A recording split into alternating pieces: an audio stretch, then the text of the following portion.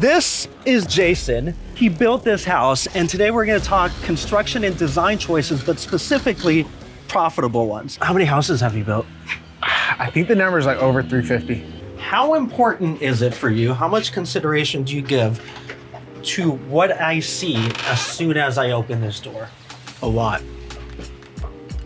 I add a lot of consideration. You tell me, when you walk in, what's the first thing you're seeing? One, I see depth. Just to mention other alternatives, I could have opened this door and it could have been a wall right there. So I see depth. I also see the backyard from here. And I see the grass, which having that, I feel, it kind of draws you in. Right. There's also... Remember how I talked about when you walk into the home, what's the thing that's drawing you further in? What's the thing that's gonna get you all the way to the end of the house?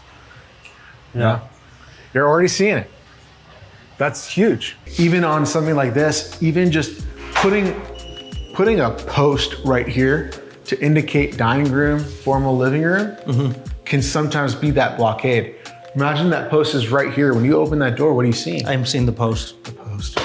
You're not gonna get to see all the way through that door, right? But there's also a few other things too. We're looking at the staircase, we're looking at a plant, we're looking at a fireplace. So you get to see multiple things as you're coming through, and you're focaling down. You've actually, not only are you seeing it all the way down here, we've actually narrowed this in to force your eye. I want to talk about architectural style. This is more of a traditional one. How does this compare to building a modern house, which I've seen you have? When it comes to cost, like as far as the skeleton, is it more expensive to build more of a traditional house with the pitched roof rafters than modern, or? This is a really interesting topic. People will think that building a modern home is cheaper. Okay. Because there's less details, there's less, it's all drywall or it's all tile, it's all, it's monotone colors and it's not so intricate in what the house looks like. But it's actually the complete opposite.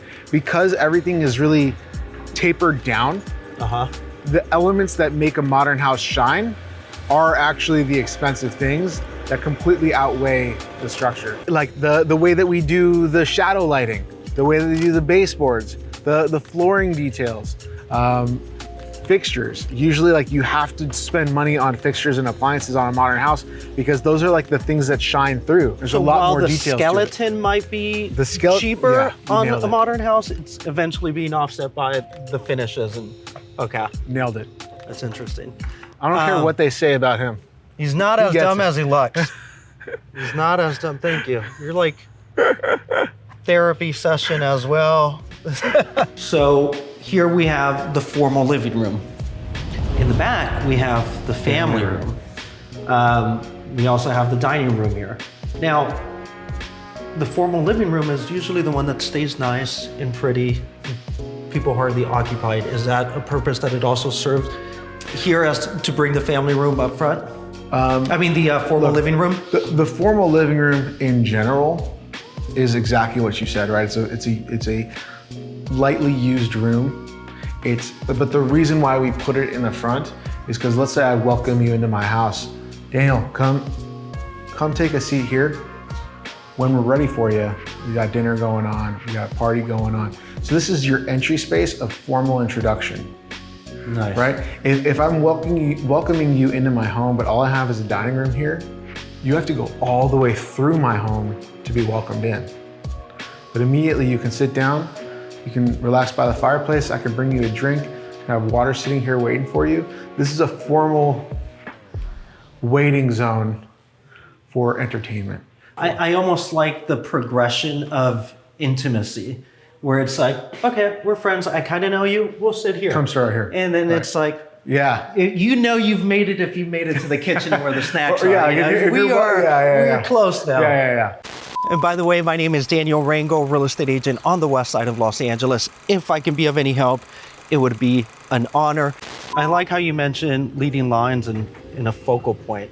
and I see it here, correct me if I'm wrong, you could have eliminated this, put grass, and have people walk through the driveway. Like, there's so many choices. Sometimes when you see that house, it's like, it seems obvious, but I'm sure as you were designing this, it's like, whoosh. I centered this walkway right on the window. Yep, that's what I was gonna mention. And the last time I built this house, I had more of a budget, and I put an olive tree on both sides of the walkway, and I put an olive tree in the center of the window too.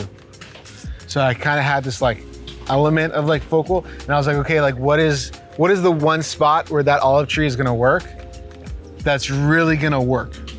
And I was between that spot where I planted it and right between the window and the walkway. And I hope I made the right decision. What do you think? I think it's great. I mean, I like that you have the walkway leading to the focal point, which is the window. The olive tree almost helps guide the eyes to that window to keep that a focal point. But then I think what it also does as you're coming up, the front door is unfolding. So now there's like layers to your progression to the house, which I think is pretty cool. It's an open concept, but it's still, furniture also serves the purpose, or can serve the purpose, to sectionalize zones in a way that walls might have done so before. Correct. Like using this carpet, we've now established this as an intimate zone for conversation. Right. Different carpet over here. The same thing with the dining area. It's identifying the zones, exactly. And as small as it is, like you said, you do have this little nice setback here of a foyer where you're not immediately walking into. Bombarded by, Yeah. exactly. But I'm sure there's gonna be a point of diminishing returns on the landscaping where you're almost, for resale purposes, you're almost. If I were to have a conversation with someone about budgeting landscaping, I would tell them, I'd rather you build a fantastic home inside and leave your yard barren than to spend money on the landscaping, because it's the easiest thing to do later. Like, you can always upgrade landscaping. It's really hard to upgrade kitchen on a budget. It's really easy to upgrade your landscaping on a budget. This is our family room and our kitchen. You see, it's a little weird. You have to remember this house is being used as our showcase home right now. So like we have a coffee and snack bar as opposed to a breakfast table. What, you had coffee this whole time? And popcorn? I offered him. A lot of choices you could have made here. That could have been the formal living room. That could have been the dining room. That could have been. Is there a specific reason why I am in the kitchen here and I am in the family room, a more intimate space? I would say just in general, this is the optimum floor plan aesthetic, right? People don't want to be cut out of the experiences. And again, going back to entertaining, going back to just living in spaces, I see it all the time. Like, if my kids are in this room, me and my wife are in this room, making 3 different dinners for 3 different kids, but like, we can't, if we're just tucked away in a space, we're not a part of what they're doing. You want to be near everything that's happening. So this is where, like you said before, the closer you get to somebody, the further into their house you come. Yeah. This is where the love is spent. Windows. We know them to serve a functional purpose, ventilation, being able to see. How much consideration do you give to the aesthetic placement of a window? Are windows functional? Yes, they're functional. Do they have an aesthetic purpose too? Yes. Like this upper window, not this lower window, but this upper window, that window has to be centered appropriately. If it's offset, it's gonna throw you off. You're gonna go, I can't stand that.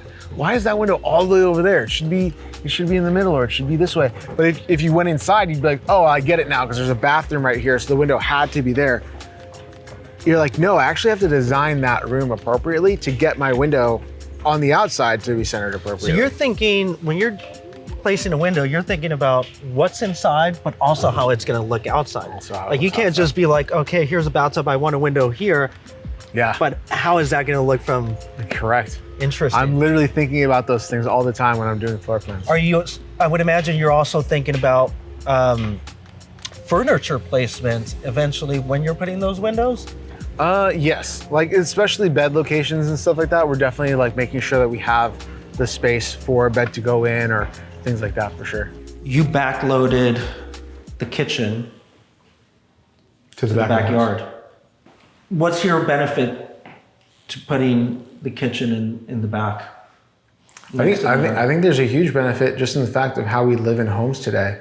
This is where we spend 90% of the time of our existence in a home. Yeah. At least for me. And to be able to see right outside the backyard when the kids are playing, to be able to yell at them because they're fighting or they're kicking or whatever. You guys don't do that with your kids? That's crazy. If it's not these two rooms, it's happening outside.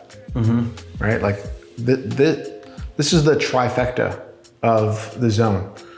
Like you said, everything happens in the back of the home here. It's cool how almost a floor plan can kind of tell a story as to how you live inside a house. And I think a well-designed floor plan tells a good story. Now, there was too much good information in this interview. So if you're interested, if you like this, make sure to check out part 2. And by the way, my name is Daniel Rangel, real estate agent on the west side of Los Angeles. If I can be of any help, it would be an honor. And for a free consultation on buying or selling, you can find my information in the description below. And to reach out to Jason for your next construction project, you can also find his information in the description below.